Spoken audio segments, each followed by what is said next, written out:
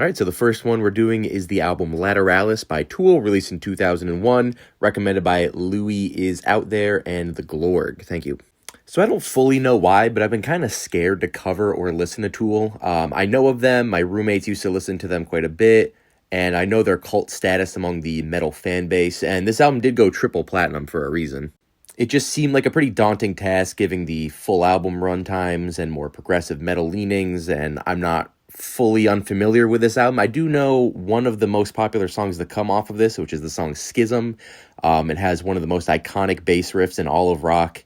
And then when I did finally fully listen to the album, I think the whole album is also filled with these kind of mathy, unpredictable time signatures and coordination from the band. It's pretty great. And given the heavier elements on the album, this does make things seem almost transcendental feeling while it's on. But I do love the song Schism. It builds up until the end of the track, until the vocalist, Maynard James Keenan, is just singing at the same rhythm as the bass line, and it makes for just this really great song that's an awesome cornerstone of the album. But I'd say outside of that track, a few moments on this really stand out to me. For one instance, the opener, The Grudge, is over 8 minutes long, and it really sets the tone perfectly for what you're about to listen to, with several different passages and just insane riffs. Another was the track Parable, this pretty atmospheric and ambient track that felt tone-setting and tough to follow after Schism, but it transitioned perfectly into the next track, Parabola, which was much more up-tempo and pounding, and this album was pretty daunting, menacing, and reminds me of some other alternative metal groups like Deftones.